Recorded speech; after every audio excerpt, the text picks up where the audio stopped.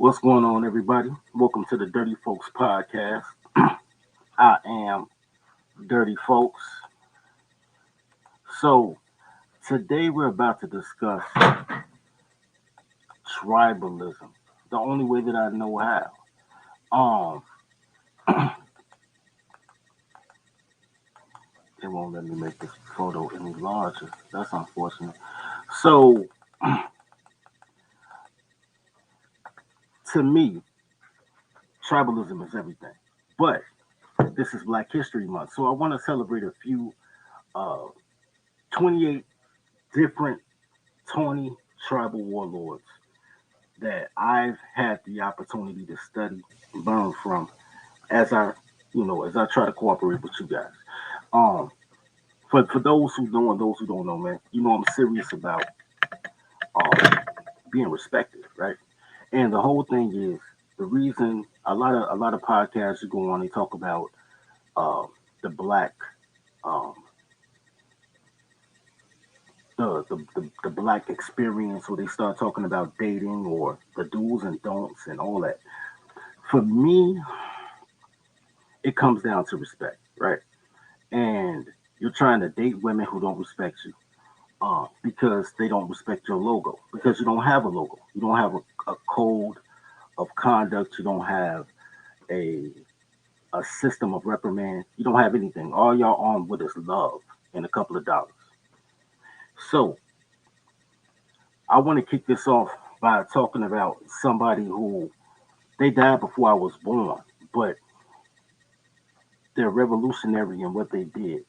And this gentleman is David Barksdale. David Barksdale, also known AKA as King David. So what David Barksdale did is David Barksdale was the leader of the Black Disciples.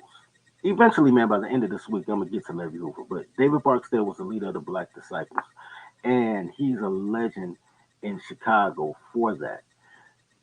So, what we're gonna do is we're gonna run through a few things about David Barksdale, and I'm gonna tell you what my frustration is, and this will be a recurring theme as well. What my frustration is with the quote unquote black elite or the black bourgeois or whatever you like to call them.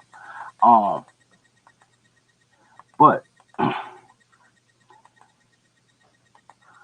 David Barksdale was just a kid from the south side of Chicago, um, that grew up in destitution. So we're gonna go through it real quick, and I'm gonna tell you how this relates to the same problems that we have today. Let me make the screen bigger. We'll read along with it together. So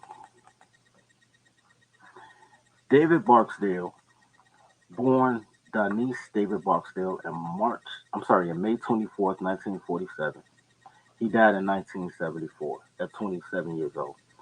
Um, he's also known as King David. He's an American gang leader from Chicago, Illinois. Barksdale was the founder of the Black Disciples. He and Larry Hoover decided to merge and create the Black Gangster Disciple Nation. Barksdale died on September 2nd, 1974, due to kidney failure at age 27. And they say he's popular in Chicago. Let me say this real quick. So, the Barksdale thing, when they said he merged with Larry Hoover, and like I said, I'll do a whole Larry Hoover exposition later on this week. But what David was an influential guy who said, "Man, you're not going to come in our neighborhood doing whatever you want to do to us. We're gonna mobilize our own people from our own community. We're gonna do what we want to do." Right now, what they wanted to do wasn't had the best of intentions, but they could still mobilize people in the community to actually do something. You know, it was a lot easier to motivate disenfranchised, disillusioned people than it is to mobilize people in comfort, right? And uncomfortable people will make everybody uncomfortable, right? So Larry Hoover had once upon a time, and I'll get into this in um, a different expose. But Larry Hoover started off as a black peace stone under Jeff Ford, until he and David Barksdale decided to make the Black Gangster Disciple Nation. which was solid all the way probably until like the 1990s, which they split again and became the gangster disciples and the black disciples. But that's a history lesson for another time. Let's go back to this Barksdale exposition. So born Donice David Barksdale in Salis, Mississippi, to parents Virginia and Charles Barksdale. Well, Charlie Barksdale. He was the 10th of 13 children. They moved to Chicago in 1957 when he was 10 years old. Within 3 years of arriving to Chicago, Barksdale had become a notorious gang leader by 1972, and Barksdale gang absorbed several others and became known as the Black Disciple Nation. Let me say this real quick. Let me say this real quick. Whew, that's a lot to take in. Um, I'm gonna figure the screen out. That's a lot to take in, but let me explain to you something that really touches. David Barksdale became a quote unquote notorious gang leader by the age of 13 years old.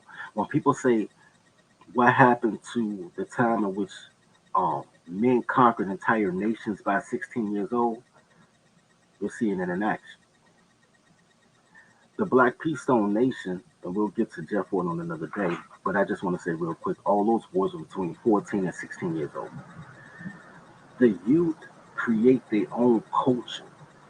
We're living in a point right now where ageism, if you want to call it that you have 40, 50-year-old men who are trying to figure out what 16-year-olds like so they can market and package their product for the youth. But the youth, at one point in time, were so fed up, they said, yo, we're not going to go through this anymore. And they didn't. So you're looking at a lot of things that were legendary now were created by kids between 10 and 16 years old. And even now, when you look at the nation, most of these deleterious acts are done by kids like 12, 13 years old. Like the whole carjacking thing going on across the nation right now, things of that nature. Um, so, but Barksdale life wasn't sweet. So let's go back to it. Um, Tensions grew between Black disciples and other gangs such as the Black Stone Rangers. And in 1968, the leader of the Black Stone Nation, Eugene Hairston, ordered a hit on Barksdale, which resulted in Barksdale being shot 3 times. Barksdale was shot in the abdomen while leaving the Inglewood neighborhood, but survived and continued running the gang, while Hairston was sent to prison and eventually killed for trying to organize his murder. I'm not going to really go into full detail about this. It's a lot of gangbangers stuff, but this is the points that I want to make real quick because it's not going to be that long of a video. During that course of time, those young men created tribes. That's all it is, tribalism. So these young men created tribes, and based on the belief system and the faith of those tribes, and we talking they have uh, their own crest, their own special handshakes, their own pledge, creed, system of reprimand, system of reward. That's what a tribe is, no matter what type of tribe you talk about. The recurring thing that's going to be here is the disconnect between the youth and the elders, right? Between the poor and the affluent. So, me being on both sides, I can tell you this. The affluent are trying to figure out how to either help or contain the poor without ever speaking to the poor, right? They're trying to set up town halls. They're trying to get the rhythm of the street by listening to music and watching organized cultural events without ever talking to the people whom which they quote unquote are trying to help, right? So not only do you have an economic barrier, you have a cultural barrier, right? So we're looking at a time in which, as the same time that these kids were growing up, the nation was going through integration. So you're looking at the most affluent people of a community leaving a community to go spend their money in another community that burned crosses on their front yard. because his wife wants to move with the white folks, right? It's always a witch. And at the same time, the youth are coming up destitute and despair. There's no opportunity, right? So that bridge that's supposed to be father to son, elder to youth, that's supposed to help them navigate that lane, it wasn't there in 1950. It wasn't there in 1960. It's not there today. As a matter of fact, the chasm is even greater because now you have the haves, and then you have a bunch of toddlers in the middle, and then you have the have-nots, and then you have the toddlers overseeing the have-nots. So now the toddler created a daycare, right? Well, all these things still transpired. What I want y'all to take from the story is David Barksdale doing a collaborative effort for livelihood. They literally call themselves. I want you to see this again. They literally call themselves the Black Gangster Disciple Nation, right? And essentially, the Black Peace Stones call themselves BPSN, Black Peace Stone Nation. So the same way that tribes, like Native American tribes, each one considered themselves a nation, all these gangs consider themselves a nation. So you have to go to war with other nations, or you have to create treaties with other nations. David Barksdale decided to go to war with the Black Peace Stone Nation, but he decided to have a tribal alliance with Larry Hoover, who had the Black Gangsters, and he had the Black Disciples, and they became the Black Gangster Disciple Nation. That's a merger of two nations. The problem, besides the crime part, because crime is part of the American story. America is a nation built on that. Besides the crime part, what they didn't have is paperwork, right?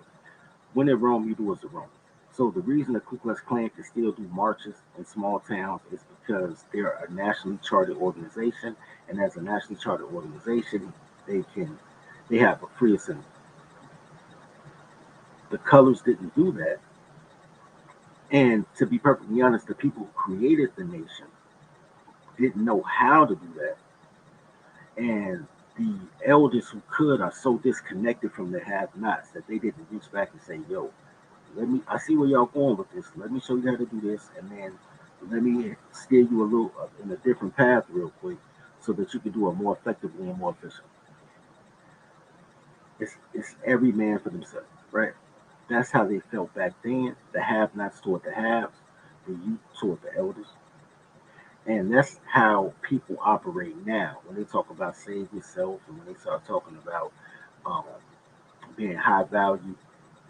But they only talk about being high value for a woman. They never talk about the value that you bring your brethren, your community, or anything like that, right? So it became very matriarchal after the 1960s. That's the only thing that really changed, because Tyler's been Tyler since Tyler's was sold. The only difference is that the matriarchal hold got tight. So now you're looking at youth who have so much arrested development that they're no longer 13, 14 with the aspirations of being a warlord, right? Now they're 13, 14, and you'll have a scene like the mother in Baltimore whose kid was rallying against the system after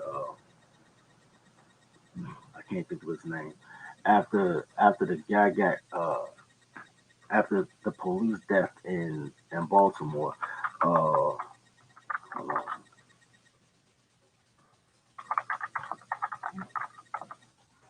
what was his name? Freddie Gray. After the Freddie Gray murder, and then you see these boys out here trying to rally against the system to get some type of rights and some type of police, uh, some type of recourse, and their mother come out there and snatch his mask off and beat him up in front of the cameras. That's where you get the rest of the development from. So warriors create warriors, women create son husbands, and they discipline these same youth for doing what those 13-year-old boys are doing in the 1950s and 1960s and still becoming legends today. A big problem I have also is I want y'all to notice something. When educated Tawnies or affluent Tawnies separate themselves from the have-nots, they yell pro black. I don't know how you become a professional black. I guess you get 10,000 hours of blackness. I don't know how you become a professional black, but they yell pro black and then they turn Greek. Even at HBCUs, have you ever seen a black frat? Ungawa, Ungawa, Gina? No, never. They're always Alpha, Kappa, Omega, Beta, Psi, always. So what they do is they embrace other cultures when it's and then they'll bring a Greek frat on a black campus. They have to pay for that. They got to pay $1,600 plus have a charter and all that to bring a Greek frat to a black college. But you don't see a black frat on a black college. You see a bunch of black Greeks barking and doing all this goofy shit. I sound like Uncle Ruckus, but it's still true. It's still true. There's no Chippewa fraternity. There's no um, Igbo fraternity. So if you think you're from Africa, where's the Igbo fraternity? If you believe like I ain't that we need with a nation, where's the Chesapeake fraternity? There is none because nobody gives a shit about being black. People who say they pro black don't even want to be black. They just want to remove themselves from the actual blacks, which are women, gays, and felons, right? They just want to be better than women, gays, and felons, but they really don't want to be better than women because they embrace them and then they follow women. And then they leave all of the champions, the David Barksdale, the Larry Hoovers, the Jeff Forts, the Tukey Williams, the what's my man that ran Harlem? I can't think of his name right now. They made a whole movie about him. They leave these guys on their own device because of the disconnect. So, on this Black History Month, every day I'm going to talk about somebody who tribed up. They didn't do it successfully because they were missing pieces, but the missing piece was probably you, right? The non-warrior was probably the missing piece. For this nation, for any nation, just using America as an example, for this nation to flourish, you need a political arm, an economic arm, and a military arm. When Tony's tribe, they normally trap strictly off the military arm and then try to find the economic arm, but they want their warlords to also be their politicians, which would be fine if they could read above a sixth grade level, but they can't. So they need to integrate those type of people into the tribe, in which they very rarely have the opportunity to do, right? So I don't know who I'm gonna do tomorrow. I'm gonna do somebody, but that's the story of this gentleman right here, this Chicago legend, this champion of equality, David Barksdale. That man right there is he doesn't get the credit that Larry Hoover gets, but there is no Black Gangster Disciples without that man. We're talking about fallen leaders and their legends still lays on, right? Because they created a system, but they couldn't maintain it. They couldn't lead that system because something was missing. What was missing was you. I'm not saying become a black disciple, but I'm saying join the tribe, kill for the logo, and everybody will respect it.